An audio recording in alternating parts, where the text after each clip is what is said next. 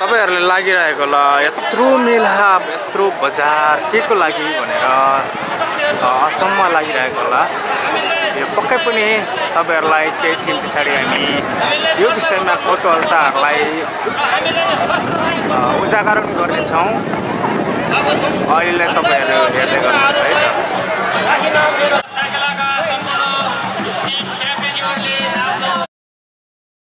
देख्न सक्नुहुन्छ मसिना बालबालिकाहरूदेखि लिएर युवा प्रौढहरूसम्म तपाईले देख्न सक्नुहुन्छ। किराँतकालको सुरुवातदेखि नै यो चाहिँ हाम्रो चाहिँ हामीले मान्दै आएको छौं। तर ठ्याक्कै यति साल भयो भन्नेमा चाहिँ अहिलेसम्म देखिन्छ। जस्तै कि यो अहिले पञ्चायत शासन अथवा भनौँ यो 2060 सालभन्दा अगाडि साकेला खासै देखिँदैन थियो। अहिले 2060 सालदेखि यता चाहिँ बाक्लो रूपमा साकेलाहरू मानेको देखिन्छ। यसलाई चाहिँ कुन रूपमा हेर्नुहुन्छ तपाईँ? त्यो मैले के थियो भनेदेखि विशेष गरेर तपाईँको भयो भन्ने कुरोलाई चाहिँ हामी ठ्याक्कै लिन सक्दैनौँ। तर पनि हामीले जब किराँतकाल सुरु भएको थियो, जब हाम्रो नेपालमा सबभन्दा पहिले त किराँतकाल राज्य थियो भन्छ। किराँतकालको सुरुवातदेखि नै यो चाहिँ हाम्रो चाहिँ हामीले मान्दै आएको छौं। तर ठ्याक्कै यति साल भयो भन्नेमा चाहिँ अहिलेसम्म देखिन्छ। जस्तै कि यो अहिले पञ्चायत शासन अथवा भनौँ यो 2060 सालभन्दा अगाडि साकेला खासै देखिँदैन थियो। अहिले 2060 सालदेखि यता चाहिँ बाक्लो रूपमा साकेलाहरू मानेको देखिन्छ। यसलाई चाहिँ कुन रूपमा हेर्नुहुन्छ तपाईँ? त्यो मैले के थियो भनेदेखि विशेष गरेर तपाईँको खोटाङ भोजपुरतिर नाच्ने चलन थियो।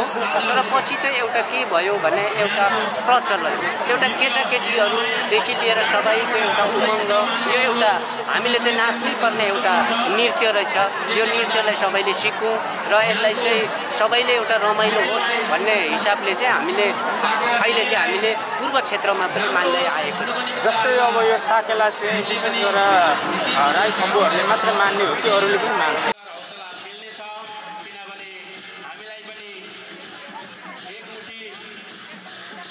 र अर्को कुरो साकेला कसरी सुरु भयो भने एउटा पौराणिक दन्ते कथा र पुस्ताले हस्तान्तरण गर्दै आएको कुरो अनुसार चाहिँ जब एउटा चिचिङबुटे भन्ने चराले जब गुण लाउन थाल्यो भन्छ, त्यसलाई हामी राई भाषामा नारेवा भन्छौँ।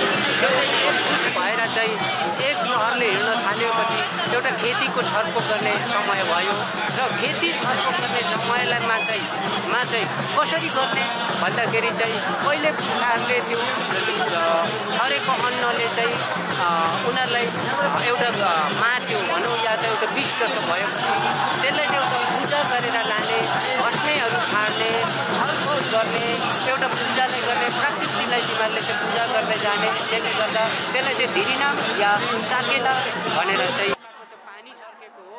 त्यसले गर्दा पानीले प्राण बजाउनेको अर्थले चाहिँ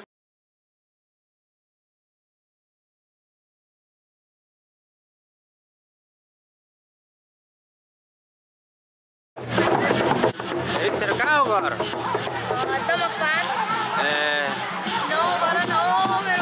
तिमीलाई थाहा छ साकेलाको अर्थ? थाहा छैन? साकेला साकेलाको अर्थ जनावरहरूको त्यो नकल गर्नु।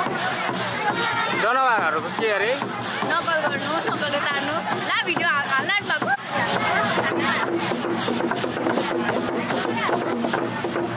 एउटा साक्मा भनेर चाहिँ सुरु भएको अवस्था हो। साक्मा भनेको लिम्बू जातिले पनि साक्मालाई भोग भनिन्छ, राईले पनि साक्मालाई भोग भनिन्छ र उहाँ भनेको चाहिँ पानी हो। हामीले पहिले चाहिँ सृष्टिमा चाहिँ के थियो अरे भने एउटा पानी मात्रै थियो। त्यो पानी मात्रै हुँदाखेरि चाहिँ हामीले ज्यान बचाउनुको लागि पानीले चाहिँ हाम्रो ज्यान बचाउनुको कारणले गर्दाखेरि चाहिँ आज बचाउने चाहिँ पानी भएको कारणले गर्दाखेरि साकेला कसैले चण्डीनाथ गर्छन्। आज यो तपाईँले देखिराख्नु भएको छ यो अनौठो दृश्य धेरै नै लोप भइसकेको, धेरै नै प्रचलित। कुनै जमानामा धान्नाच यानि कि यालाङ चाहिँ हामी गुन्जेको सुन्न पाइन्थ्यो। तर आज यो हामी दमकमा हामीले देखिरहेका छौँ। यो ठुलो प्रोग्राम भइरहेको छ। यहाँनिर विशाल जनमासको बिचमा यहाँ याराक यानि कि धान नाच हुँदैछ र यहाँ वर्षौंदेखि भेट भएका एक आपसमा साथी सङ्गीहरू मिलेर धान नाच्ने कार्यक्रम भइरहेको छ।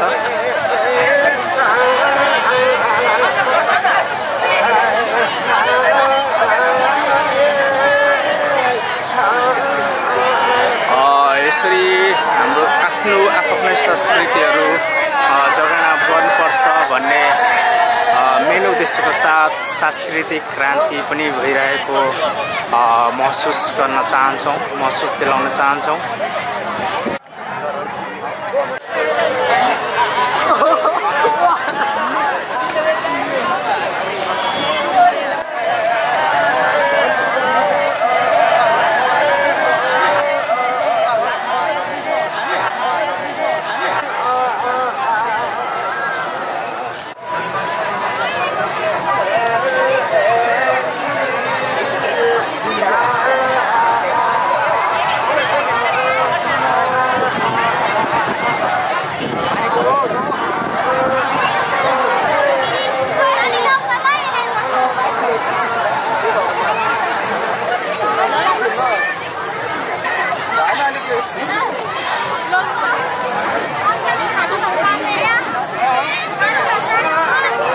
सालदेखि यता मानेको देखिन्छ।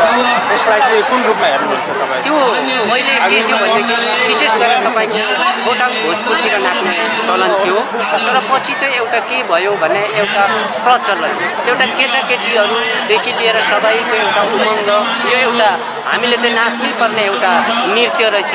यो नृत्यलाई सबैले सिकौँ र यसलाई चाहिँ सबैले एउटा रमाइलो होस् भन्ने हिसाबले चाहिँ हामीले अहिले चाहिँ हामीले पूर्व क्षेत्रमा पनि मान्दै आएको छ।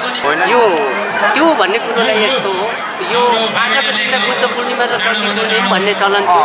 त्यसले गर्दाखेरि 2 दिनदेखि नाच्ने भएकोले गर्दाखेरि मान्छेले चण्डी भन्ने चाहिँ एउटा नाम दिएको हो। त्यो पनि एक प्रकारले त्यो बुझाइ पनि ठिकै थियो, तर हाम्रो चण्डी होइन, साकेला हो।